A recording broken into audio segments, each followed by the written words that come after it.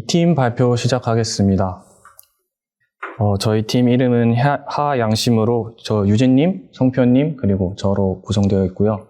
간단하게 팀원 역할 소개드리면 성표님은 하이웨이 파트 맡으셨고, 저랑 유진님은 각각 패스 플래닝, 컨트롤 플래닝 부분 맡아서 진행하였습니다. 다음으로 목차 소개드리겠습니다. 처음으로 이제 프로젝트 개요 설명드리겠고요. 그 다음에 프로젝트 진행 어떻게 했는지 설명드리고, 다음으로 프로젝트 결과에 대해서 발표를 하고 마치도록 하겠습니다. 처음으로 이제 프로젝트 개요가 어떻게 되는지 설명드리겠습니다. 프로젝트는 일단 모라이 시뮬레이터를 사용해서 진행하게 되고요. 모라이 시뮬레이터는 자율주행 시스템의 안정성 및 신뢰성 검증을 위한 시뮬레이터로 이미 많은 기업 및 연구소에서 사용되는 시뮬레이터입니다. 또한 저희 프로젝트 미션은 시나리오 로드 시 차량이 스폰되는 지점인 스타트 지점부터 하이웨이, 톨게이트, 그 다음에 라운드어바웃, 마지막으로 파킹 영역의 지정 주차 구역의 주차를 성공시키는 것이 저희 프로젝트 목표라고 할 수 있겠습니다. 다음으로 프로젝트 진행 과정입니다. 크게 두 파트로 분류할 수가 있는데요.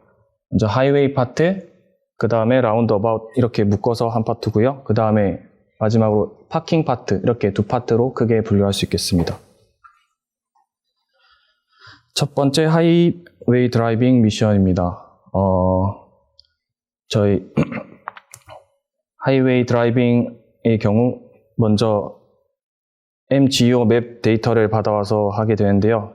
처음에 이제 시나리오 로드 시 생성되는 스타트 지점부터 그 주차장 입구까지 엔드 노드를 설정하게 되고, 그거에 따라서 다익스트라 알고리즘으로 경로를 생성하여 목표 지점까지 이동하게 됩니다. 패스 플래닝 알고리즘은 다익스트라 알고리즘으로 설정하였는데요. 다익스트라 알고리즘은 갈 수 있는 모든 노드들을 방문하여 최단 경로를 생성하는 알고리즘으로 노드와 링크로 구성되어 있는 MGO 맵 데이터에 적합하다고 생각하여 패스 플래닝 알고리즘으로 선정하게 되었습니다. 오른쪽 그림이 이제 저희가 예제로 진행했던 다익스트라 알고리즘 실행 결과이고요. 왼쪽 파일이 이제 MGO 데이터들의 노드와 링크를 보여주는 사진입니다. 다음은 저희가 컨트롤 플래닝을 어떻게 했는지 소개해 드리겠습니다.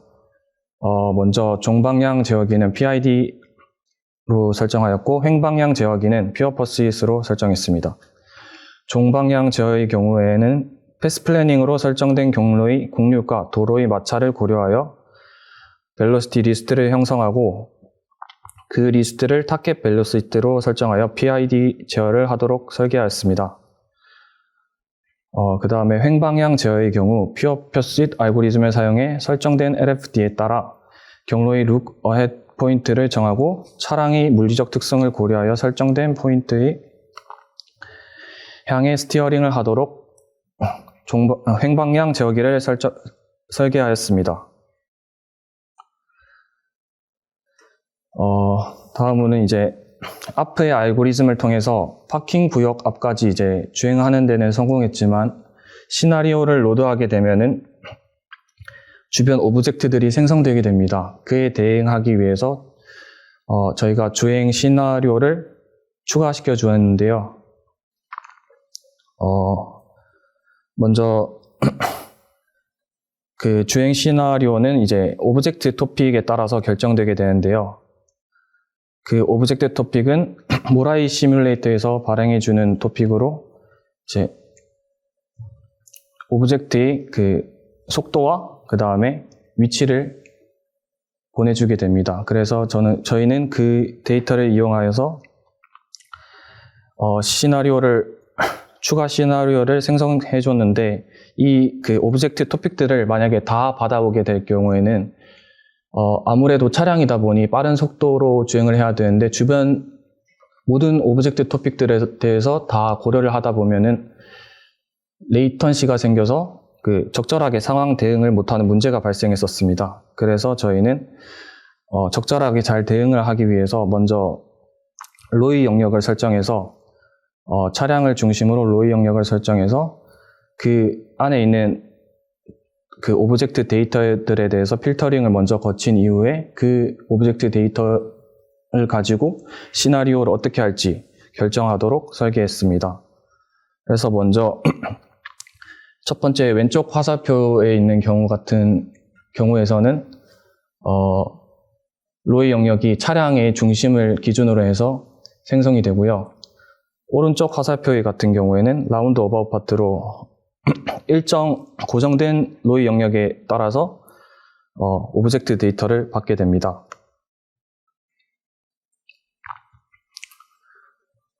로이 영역은 이제 첫 번째 하이웨이 파트에서는 전방과 후방의 차량을 고려해서 주행을 해야 되기 때문에 다음과 같이 로이 영역을 설정하였는데요. 그림에서 보이는 로이 A는 전방에 있는 차량과 충돌을 방지하기 위한 로이 영역입니다. 그래서 만약에 앞에 로이 영역 A에 차량이 들어오게 되면은 이제 그 주변 차량이 오브젝트 데이터로부터 속도를 받아와서 상대 속도를 계산한 후 만약에 상대 속도가 낮다고 판단이 되면은 일단 정지를 해서 앞에 있는 차량을 보내주는 식으로 시나리오가 실행이 되고요. 만약에 로이 B 같은 경우에는 이제 저희가 차량이 차선 변경을 할 때 만약에 후방에 로이 B 영역에 오브젝트가 있다고 하면은 그것도 똑같이 상대 속도를 계산해서 낮다고 판단될 경우 이제 차선 변경을 하지 않고 그대로 주행하는 방식으로 시나리오를 설계했습니다. 그래서 로이 영역을 설정한 기준은 이제 차량이 데이터를 받아와서 차량의 거리가 로이 영역 A에서 검출된 차량과 에고 차량의 거리가 12m 이하로 떨어진다면 정지하게 됩니다. 그 다음에 이제 차선의 폭이 4m라는 점을 고려해서 양옆 3m씩 총 6m의 폭을 가지도록 로이 영역을 설정하였고요. 그 다음에 또한 차량이 제동 거리를 고려하여서 12m가 된다면 차량을 멈추도록 로이 영역을 설계하였습니다. 그래서 로이 B 영역 같은 경우에는 차선 변경을 위해 사용되는 영역입니다. 그래서 검출된 차량과 에고 차량의 속도와 거리를 판단하여 거리에 여유가 있다면 그대로 진행하고 없다면 속도를 고려하여 스티어링을 조절하여 직진할지 차선 변경을 할지 결정하게 됩니다. 다음으로 라운드 어바웃에서 설정한 로이 영역입니다. 이 로이 영역은 차량의 중심에 따라서 이동하지 않고 고정된 영역이고요. 로이 C 영역 같은 경우에는 검출된 차량과 에고 차량의 거리가 14m 이하로 떨어진다면 정지하게 됩니다. 그래서 차량이 라운드 어바웃에서 진입해서 이제 경로를 따라가게 될 경우에 좌측에서 회전한 차량과 전방의 차량을 모두 고려할 수 있도록 이렇게 로이 영역을 설정해 주었습니다. 그래서 만약에 이 오브젝트 토픽들을 받아서 이 로이 C 영역 안에 토픽들이 있다고 할 경우에 그 차량과의 거리를 계산해서 이제 제어를 해주게 되는 영역이 되겠습니다. 다음으로 이제 유진님이 파킹 파트 이어서 발표하도록 하겠습니다. 네, 이어서 발표를 맡은 심유진입니다. 파킹에 대해서 먼저 설명을 해드릴 텐데요. 일반적인 주차장이 다 그러하듯이 일방 통행으로 일단 통행을 하도록 되어 있습니다. 그래서 저희는 일단 어떤 영역에 주어질지 모르는 상황이었기 때문에 일방 통행을 일단 다 주행을 하고 딱 영역이 정해지면은 어디든 일단 주차 가능하도록 일단 전략을 세웠습니다. 그래서 여러분 프로젝트 진행하시면서 힘든 부분이 아마 파킹이셨을 거라고 예상이 되는데 그 이유는 하이웨이와 다르게 HD맵이 주어져 있지 않기 때문입니다. 그래서 저희가 직접 패스 플래닝 알고리즘을 따로 구현을 했어야 되는데요. 먼저 저희는 이제 듀빈스 패스 알고리즘을 이용해서 패스 플래닝을 했습니다.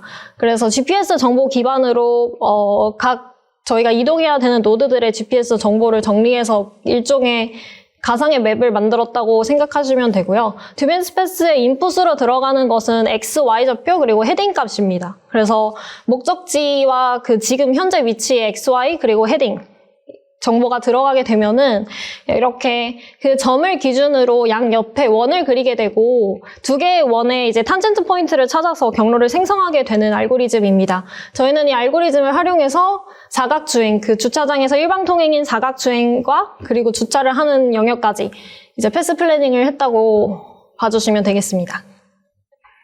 따라서 저희는 일단 그 각각의 회전 포인트 그리고 헤딩을 이런 식으로 설정했는데요. 만약에 이때 당시에는 미션으로 어디에 주차할지 아직 결정되지 않았던 때이기 때문에 어디에 주차할지에 모두 대응할 수 있도록 경로를 생성했는데요. 먼저 만약에 미션이 A 영역에 주어진다면 여기에서 이제 회전에 들어와서 저희가 주차를 시작하는 곳에서는 또 거리 기반으로 되어 있기 때문에 예를 들어서 여기에 주차를 해야 한다고 하면 차가 이렇게 들어왔을 때 일정 거리 이하가 되면 이렇게 주차에 들어오는 방식으로 진행할 수 있도록 코드의 스트래티지를 그렇게 짰습니다. 그래서 B 영역일 때는 여기까지 일단 주행을 한 이후에 이렇게 주차할 수 있도록 알고리즘을 구현했는데요. 파킹에서 저희가 가장 애먹었다면 애먹었고 힘을 들였다면 힘을 들인 부분이 아마도 컨트롤 부분일 것 같습니다.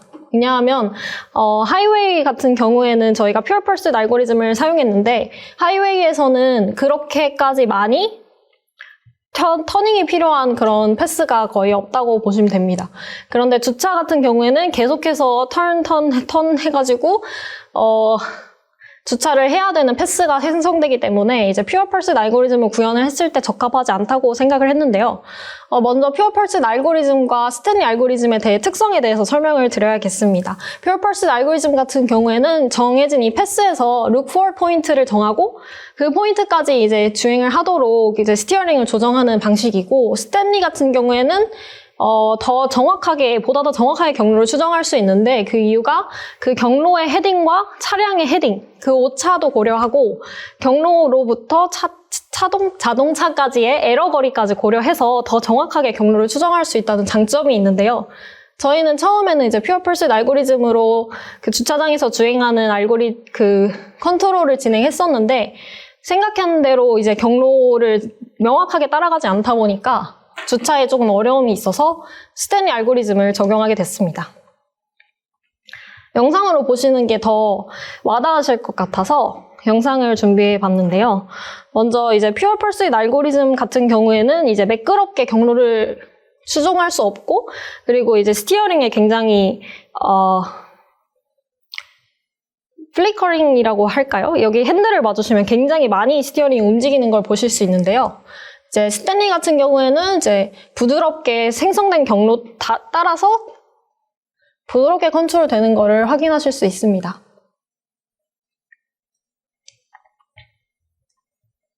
네, 그래서 그 결과물을 보여드리도록 하겠습니다.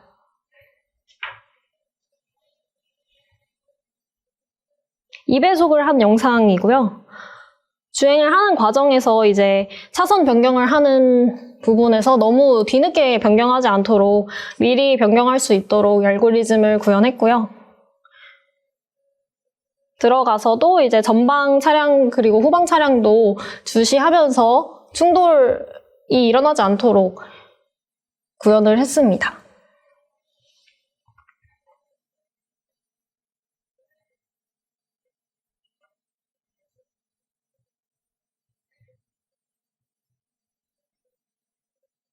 네, 전방에 차량이 너무 가까워질 경우에 이제 감속을 하도록 했고요. 톨게이트를 안전하게 잘 지나가는 것을 확인하실 수 있습니다.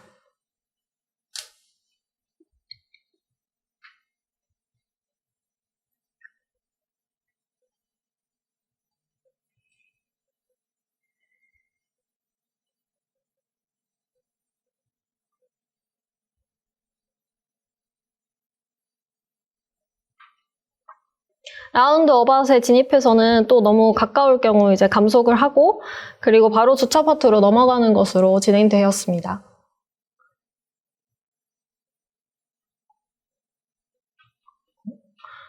주차를 하는 과정에서는 저희가 설계한 대로 일방통행 길을 따라서 이제 주행을 하고요. 그 이후에 이제 정해진 주차 구역에 주차를 하는 방식으로 진행됩니다.